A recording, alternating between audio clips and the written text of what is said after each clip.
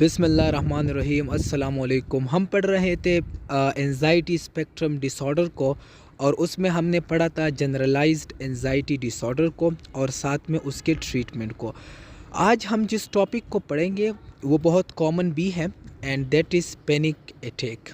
ठीक है, तो यूजुअली हमारे पास पेशेंट आते हैं, इमरजेंसी में भी पेशेंट आते हैं, साइकेट्री ओपीडी में भी पेशेंट आते हैं पैनिक अटैक के साथ। तो एज़ अ साइकेट्रिस्ट और एज़ अ साइकोलॉजिस्ट हमें पैनिक अटैक के बारे में पता होना चाहिए। तो पैनिक अटैक क्या है? पैनिक अटैक जो है ये एक तो सडन होता है, अचानक होता है, और ये जो है कुछ ही मिनट्स में डेवलप होता है, इसलिए इसको अटैक कहते हैं।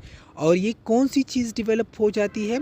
ये डेवलप हो जाता है इंटेंस फियर। बहुत ज़्यादा जो है बंदे पर वो फियर, खौफ आ जाता है। वो किसी भी चीज़ के साथ रिलेटेड हो सकता है।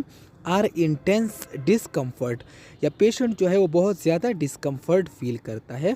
सो इसको हम डिफ़ाइन इस तरह करते हैं कि it is a state of sudden intense discomfort और sudden intense fear which develops within the minutes. यानी ये बहुत ही कम टाइम में जो है वो डिवेलप हो जाता है और पेशेंट को जो है सिवियर डिस्ट्रेस में ले जाता है। अब ये जो हमारे पास इंटेंस फियर है या इंटेंस डिस्कम्फर्ट है, ये हमारे पास तकरीबन 13 डिफरेंट फॉर्म्स में प्रेजेंट करता है, और वो 13 डिफरेंट फॉर्म्स जो है उनको DSM-5 ने कुछ इस तरीके से लिखा हुआ है कि कम से कम इसमें 4 या 4 से ज़्यादा जो है वो प्रेजेंट होने चाहिए। तो उसमें जो हमारे पास सबसे पहला जो आता है वो है पल्पिटेशन। ठीक है, पल्पिटेशन जो है इसका मतलब ये होता है कि हार्ट बीट बहुत ज़्यादा तेज़ होता है। इसको जो है इसको सॉरी, यहाँ पर मैंने बाउंडिंग लिखा हुआ है, लेकिन इसको पाउंडिंग हार्ट भी कहते हैं, पाउंडिंग पी से है। इसके अलावा जो है पेशेंट को कोल्ड स्वेटिंग होगा एट पाम एंड सोल, जो ऑलरेडी हम पढ़ चुके हैं। ट्रिमर्स होंगे, ठीक है, वो हैंड्स में भी हो सकते हैं, फीट में भी हो सकते हैं, पूरे बॉडी में भी हो सकते हैं। शॉर्टनेस ऑफ ब्रेथ होगा, ठीक है, और साथ में जो है चोकिंग सेंसेशन होगी। पेशेंट कहेगा कि मैं सांस नहीं ले सकता, इस तरह मुझे लग रहा है जैसे मेरा सांस की नाली जो है वो बिल्कुल बंद हो चुकी है या किसी ने मुझे गले से पकड़ा हुआ है। तो ये हमारे पास हो गई। इसके अलावा जो है हम फिर जाते हैं चेस्ट पेन की तरफ। तो ये हम सिस्टमेटिकली जा रहे हैं। पहले हमने ब्रेथ को डिस्कस किया कि पेशेंट जो है उसको शॉर्टनेस ऑफ ब्रेथ होगी, फिर चेस्ट पेन हो सकता है, फिर जो है हमारे पास एब्डोमिनल पेन हो सकता है और नाज़िया हो सकता है।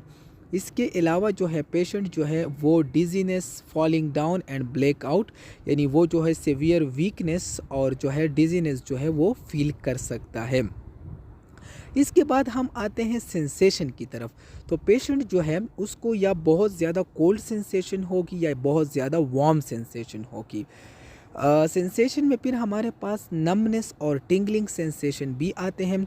और फिर इसमें जो इम्पॉर्टेंट और जो बहुत ही इंटरेस्टिंग है वो है depersonalisation. In depersonalisation the patient lack the knowledge about itself, okay, the concept about itself, like who I am। ये इससे बहुत ही अच्छे तरीके से ये एक्सप्लेन होता है। पेशेंट आपके पास आता है और कहता है कि डॉक्टर साहब मुझे जो है अपने आप के बारे में कुछ पता नहीं चलता कि मैं कौन हूँ, मैंने तालीम किस तरह हासिल की। तो ये डीपर्सनलाइजेशन है। फिर दूसरा जो है वो डीरियलाइजेशन है। डीरियलाइजेशन का मतलब ये है कि पेशेंट कहते हैं कि मेरे इर्द गिर्द जो इन्वायरमेंट है ये मुझे फेक लगता है, और मैं इसको जो है ना, जो गाड़ियाँ चलती है मुझे इस तरह लगता है कि ये फेक है, और उसको जो अपना इन्वायरमेंट है उसके बारे में वो उसे फेक और नॉन एग्जिस्टिंग लगता है कि ये इन्वायरमेंट तो बिल्कुल एग्जिस्ट ही नहीं करता। तो डीपर्सनलाइजेशन और डीरियलाइजेशन ये तकरीबन हर एंजाइटी के डिसऑर्डर में प्रेजेंट होते हैं। इसके बाद जो है हमारे पास intense fear of loss of control, यानी गेटिंग क्रेजी। पेशेंट को लगता है कि बस मैं अभी जो है वो अपना कंट्रोल जो है, अपना माइंड कंट्रोल जो है वो लॉस कर लूँगा। और लास्ट पॉइंट जो है वो है इंटेंस फियर ऑफ डाइंग, कि मैं जो है अभी इस अटैक की वजह से जो है मैं डेड हो जाऊंगा। तो ये 13 पॉइंट्स हैं टोटल, ठीक है। और इन 13 पॉइंट्स में अगर हमारे पास 4 या 4 से ज़्यादा हो तो इसको हम पैनिक अटैक कहेंगे, ठीक है।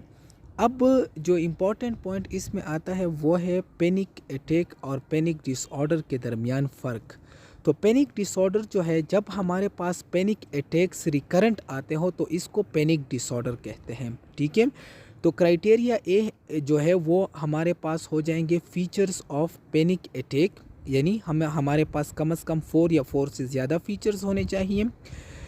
बी जो है वो हमारे पास है worriness of getting another panic attack from 1 month और प्रियर टू द अटैक, ठीक है। पेशेंट जो है वो उसको ये फियर होगा कि उसको पैनिक अटैक ना हो, यानी वो इस पैनिक अटैक के साथ जब प्रेजेंट करे तो उससे आप हिस्ट्री लेंगे तो वो कहेगा कि हाँ मुझे जो है ये फियर रहता है कि मुझे कोई दूसरा पैनिक अटैक ना हो जाए।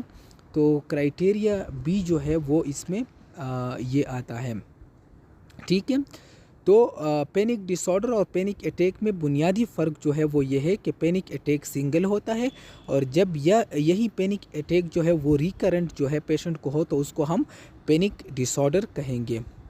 इसमें पॉइंट नंबर सी जो है वो ये है कि ये कोई सब्सटेंस एब्यूज़ यानी अल्कोहल की वजह से, कोई और सब्सटेंस एब्यूज़ की वजह से ना हो, या किसी मेडिकल कंडीशन की वजह से ना हो, जिस तरह के हाइपरथायराइडिज़म हो गया। हाइपरथायराइडिज़म को हमने जनरलाइज एंजाइटी डिसऑर्डर में भी पढ़ा था कि जब भी एंजाइटी का पेशेंट आपके पास आए तो आप हाइपरथायराइडिज़म को हिस्ट्री एग्जामिनेशन और इन्वेस्टिगेशन से रूल आउट करें। डी जो है वो ये है कि it should not just occur in response to social phobia और सेपरेशन एंजाइटी डिसऑर्डर।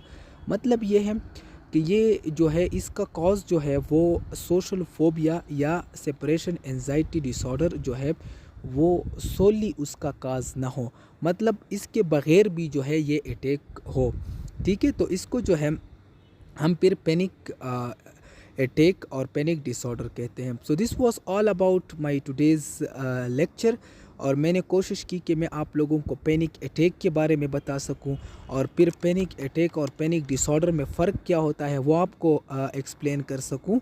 और इसके बाद हम जाएंगे पैनिक अटैक की ट्रीटमेंट के बारे में, और उसको इमरजेंसी में आप लोगों ने किस तरह हैंडल करना है। Thank you so much.